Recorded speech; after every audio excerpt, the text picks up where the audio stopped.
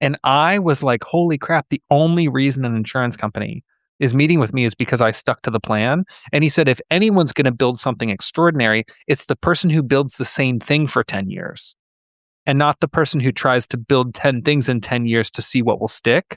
And other people might have a different opinion, but I'm just sharing that experience has stuck with me so much because in moments where I want to build something that isn't exactly contributing to our mission to becoming the best mental health texting platform on the planet, I say, great idea. We actually have a column in our project management software for all things that don't do that we can build later. In the meantime, until we've officially built the best possible version of this, I shouldn't say I'm not interested in building the other stuff. I really am.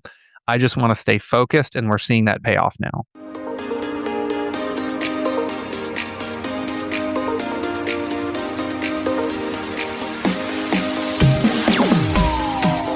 Entrepreneurs, I'm back with a special episode. We're doing a double dipper as we're recording, so be sure to check out his mental health break testimonials because he's been with us from the beginning there and here. So Johnny Crowder of Cope Notes, welcome back to That Entrepreneur Show. Yeah, I'm wondering, can they see my shirt? Yeah. Because I'm wondering if someone will go, every time Johnny does an episode with Vincent, he wears the same shirt. But yeah, we're recording these back to back. Yeah, we're back to back today. And as I said on the other episode, if you're a podcast host and you find guests that will make a huge impact for you, they have the passion and want to be here, we'll make time, right? As a podcast host, I talk about my old days where I would do so many in a row and I wouldn't have the same heat by the end, right? So make sure that you only do a few a day, but batch recording is huge, right? If you did do 4 in a day, for example, you have a month of inventory for weekly shows. So be strategic and efficient, fellow podcasters. But welcome back, listeners, to That Entrepreneur Show. Thank you for keeping the show a top 2.5% global show. Remember to subscribe to stay current and share this episode with someone who would find value in it today, which is going to be a whole lot of people because Johnny is going to bring his A game. We're brought to you today by comingalivepodcastproduction.com. Email comingalivepodcastproduction@gmail.com to get your journey started today. But Johnny, incredible journey, entrepreneur in the mental health space with everyone knows I love. We know your story if you heard a mental health break, but if you didn't, please share a little bit because that's what's going to lead us right into why you're here today. A lot of good entrepreneurs, not any good entrepreneur, a lot of good entrepreneurs are building something that they needed. And for me, I've never had a dream to be a CEO, ever. It's not even interesting to me to be a CEO. I don't care about that. I do care about building stuff. So when I was growing up, I grew up with severe mental illness in an abusive household. I learned all the wrong coping mechanisms. My coping options were like punch a hole in the wall, scream at the top of my lungs, throw something, or pretend that everything's fine and don't show emotion. None of these are very effective. And so when I was growing up, I felt I didn't want to go to therapy, didn't want to take medication. There were all these things that I wasn't willing to do. And now that much further in my recovery than I was, I think, okay, well, what now? Like, how can I contribute to everybody else who's like me in those early years where they don't feel like the options that exist work for them? So believe me when I say business will always come second to me. Building stuff will always come first. Because when I face a challenge, I'm like, someone smart must have been here before, right? What did they do? And sometimes you're like, nothing exists yet. I might as well try to make it. And you've done an incredible job at that. Now, before we get into the meat and potatoes here, when you were first starting building this company, what were some of the big pain points that you can still remember that maybe you wish you knew something about beforehand? Dude, a lot of things have been much harder than I thought. I'll share two things. First is a lot of people will tell you to chase something that won't actually solve the problem. So, for example, when we started and we were trying to sell this to, let's say, a treatment center or something, or a hospital system, like an enterprise buyer. When we started, they would say something like, you need to have testimonials. And we're like, okay. So we go collect a bunch of testimonials. Then they're like, well, actually, now that you have those, I think you need case studies. And we're like, geez, well, you said testimonials, but okay. So then we build case studies. And then they're like, well, actually, we need qualitative data. And you go get qualitative data. Actually, you need quantitative data. You get that. And then it's like, actually, it needs to be published in a medical journal. And it's like, I've spent years trying to do what you said would help us close this contract, and we never have. The groups that asked me for those things, we still don't work with. Not because we chose not to, but because it was never enough for them. There's two learnings from this. Number one, people won't always be able to articulate what they actually need. And a lot of times people are wrong even if they can articulate it. So the person who's saying you need a research study, you can go spend 2 years doing the research study and tens of thousands of dollars or whatever it's going to look like. You can do all that, get it published, bring it to the person. They can still say no. So, first of all, I wish I knew that because I kept going, you said, but you said. Doesn't matter. They were wrong. Second thing is, those things that you do aren't for nothing because every single thing that I did for those clients have helped us tremendously. We would not be where we are today if we didn't have the testimonials and case studies and qualitative and quantitative and published in medical journals. I didn't realize they were helping me build my company by giving me a carrot. So don't get frustrated if that thing that you're trying to accomplish with all of that doesn't happen, because those things will help you anyway. Yes, and I love the carrot analogy, right? That dangling carrot, it may seem again and again, but it's just inching you closer to where you got to go. And in entrepreneurship, you don't know until, right, where there's no textbook or blueprint for this. So until you try something, you don't know if it would have worked or not. And if it did work, you would have been really happy. If you're a new entrepreneur or aspiring entrepreneur, just be prepared for what he just shared to happen every week, every day, you name it, right? In your day schedule. Very rarely does my day go from the planned starting point to the finishing point, right? The never ending to do list as an entrepreneur, something will just find a way to creep up and push everything back. So I love how you shared that. But then you've done a great job at scaling. And as we get into scaling, we're going to talk about some new updates and announcements at the end. But do you remember one contract you got where you're just like, I can't freaking believe it, right? This one little idea I had, now we're hitting the masses. And now, of course, you're hitting the thousands and millions.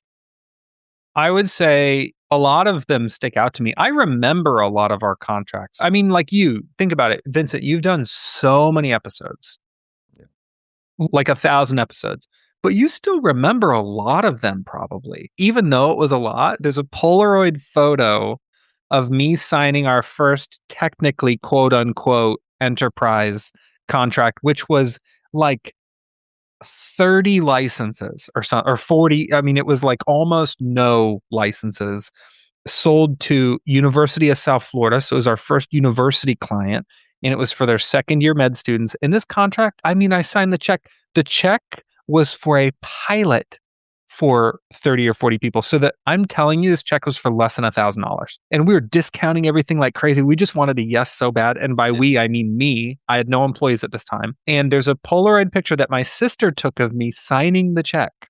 And now, years later, I think about this all the time. I still have the Polaroid photo.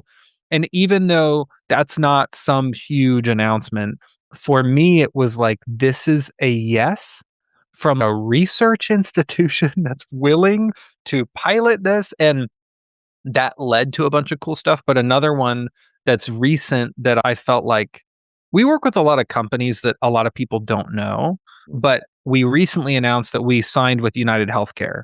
And that's a company that I feel like everybody knows. So I list those two examples because sometimes the dollar amount's really tiny and it's a local organization. It's a small opportunity, but it feels big.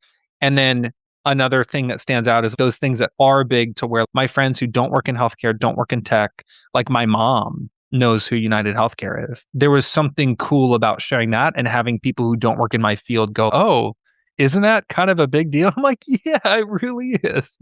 It's nice to have other people besides you buy into your idea, right? You get that contract. So everyone, no matter how big or small, be proud of yourself, because you never know how it can propel you and in which direction. And for him, he just shared, okay, started here. Now United Health got so incredible. I'm proud of you. But as you were scaling, any advice you have for entrepreneurs who are at the scaling point now, right? They want to have their own version of going from the small sub 4-figure contract to working with United Healthcare. What are some pain points you had scaling to help out some folks tuning in?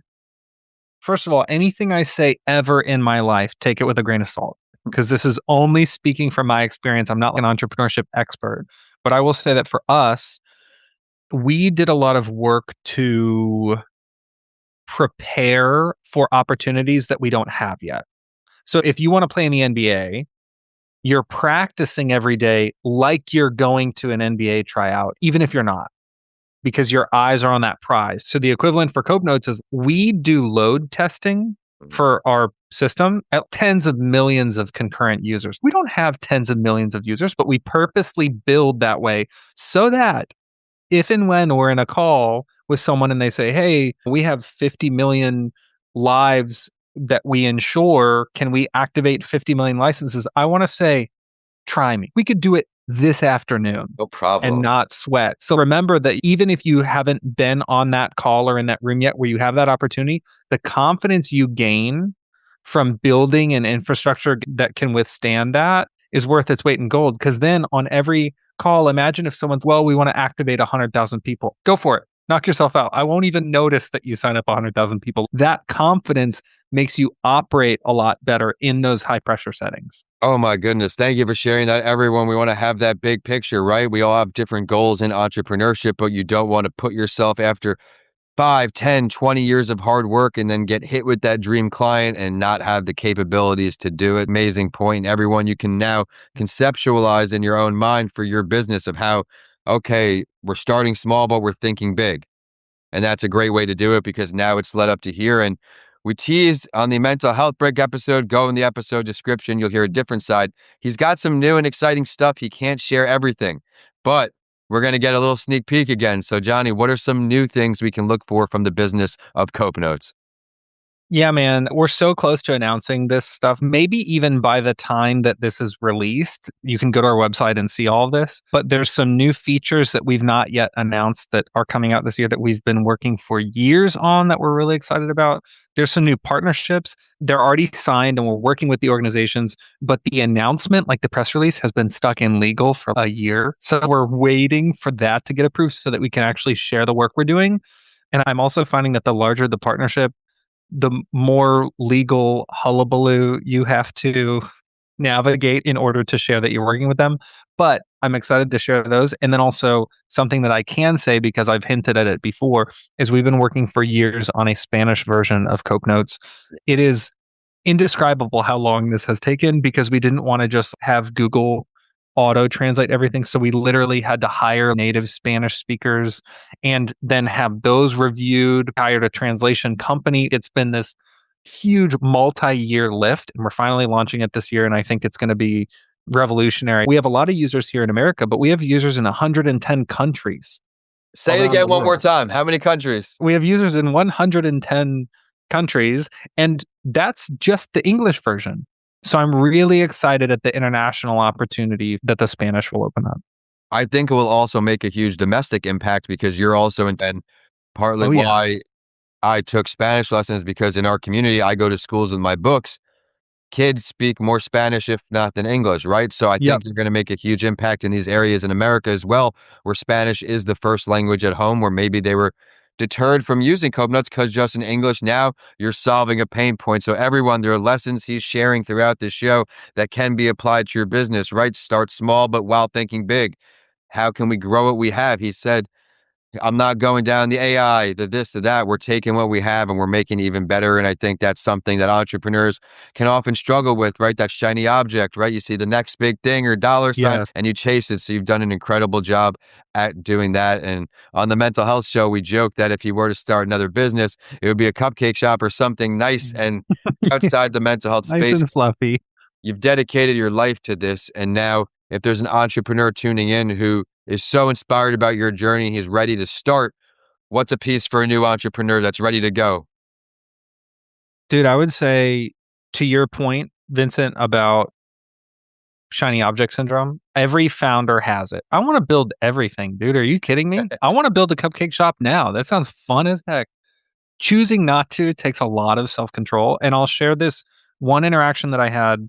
that I think about all the time, by the way. It has informed our product roadmap since this conversation. So for years before we signed with United, we've done projects with other payers too. We work with Advent Health, we've done projects with Cigna and Humana. But before any of those insurance companies would ever give us the time of day, we had met with the owner of a small insurance company. Now, keep in mind, a small insurance company is bigger than any company I will ever build as an idea of scale. So this is still a very large company. And I met with him maybe once every couple months for several years trying to work on a deal. Go to his office, this big high rise office, and we'd go to dinner and we'd talk about, okay, what would we charge per member and what are the outcomes? And for years we negotiate. And to this day, we don't have a deal with them. So this is years and years later. We still don't work with them, but we're working on hopefully one day. It takes forever. And I had a conversation with him maybe 2 years into talking to him. I asked him, why do you keep meeting with me? What the heck? We've been meeting for 2 years and we have no contract. What is this even? Why are you even giving this the time of day when at the time the big dogs like United and Humana wouldn't even take a call with us? And he said, Johnny, I meet with founders and CEOs all the time who are trying to get their products integrated into our insurance offerings. And he said, you are the only one who is still doing what they were doing when I met them. Everybody else is adding, oh, now we're going to have a video component and now we're going to have, you can order your prescriptions online. And these people run after whatever they think is the next biggest profit center. And when I met you, you said you wanted to text people mental health stuff. And now years later, you're still texting people mental health stuff. And all of the product improvements you've made reinforce the original build. They aren't distracting from it. And I was like, holy crap, the only reason an insurance company is meeting with me is because I stuck to the plan. And he said, if anyone's going to build something extraordinary, it's the person who builds the same thing for 10 years and not the person who tries to build 10 things in 10 years to see what will stick. And other people might have a different opinion, but I'm just sharing that experience has stuck with me so much because in moments where I want to build something that isn't exactly contributing to our mission to becoming the best mental health texting platform on the planet, I say, great idea. We actually have a column in our project management software for all things that don't do that we can build later. In the meantime, until we've officially built the best possible version of this, I shouldn't say I'm not interested in building the other stuff. I really am. I just want to stay focused, and we're seeing that pay off now. Incredible advice, right? Stick to the mission, believe in yourself. It's not going to happen overnight, but if you stick with it long enough, Johnny is a great example of how all great things can happen. And before we let you go, and our last episode was a while ago, so it might have changed. Which entrepreneur throughout history, Johnny, dead or alive, would you choose to pick brain with right now? I don't even know if he is an entrepreneur technically, but he has informed a lot of my decisions as a business builder. Seth Godin. Of course, I want to got a meet brand. Seth Godin so bad. Dude, capitalism, in my opinion, riddled with flaws. On paper, excellent idea. In practice, holy crap, so corruptible. And so what I love about Seth Godin is I've listened to a lot of his stuff to inform how to build an ethical, like morally responsible business where I'm contributing to the world, I'm not taking advantage of people, and I'm making a positive impact. So I think, I don't know if he's technically an entrepreneur in the sense of like, I don't even know his full career, like his resume, but I do know that the way he thinks about building and producing like conscious capitalism, like an ethical business that's making a positive impact, that to me, I'd love to just sit and listen and eat chicken nuggets with him. Well, everyone be sure to tag him when this episode comes out. We'll make this meeting happen. And with that, Johnny, I can't thank you enough for coming back as we do a double dipper. Everyone, he's on a mental health break. He's on that entrepreneur show. I'll put the links in the show description. But remember to subscribe so you don't miss his next appearance when he comes back again. Where can we find you online, Johnny? And where can we find more about Cope Notes? JohnnyCrowder.com has everything, my TED Talks, my social links, everything that you would want. And then copenotes.com has like, you can try Cope Notes for free. You can give a subscription to a friend or family member. You can buy a family plan. You can buy it for your organization, or you can just poke around and read about mental health. I love it. Well, everyone, I don't know what you're waiting for. We all have a mental health as a physical health. And for me, at least, there is no entrepreneurship without my mental health being where I need it to be. So thank you for all you do for that world and all you do for entrepreneurs. My name is Vincent A. Lancy, and please remember to share this episode with someone who would find value in it today, and subscribe or leave a review to help other people also find this show. But with that, we're signing off today. 2 guys in Tampa. Thank you so much, Johnny. Thank you, bro.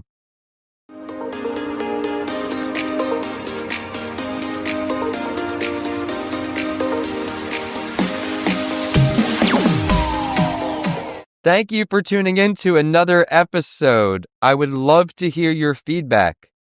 What did you love? What do you want to see more of? Are there any questions you would like me to ask the guests who come on the show? This show is not possible without you, the amazing listeners, so please email us at podcastsbylancy@gmail.com and let us know what you think. We'll also feature you on a later show. Please remember to subscribe to stay current with our amazing community of guests who will continue to come on the show, sprinkled in with solo episodes from me, Vincent A. Lancy. With that, I look forward to introducing more shows to you each and every week. And with that, we're signing off today. Enjoy the episodes and make it a great day ahead.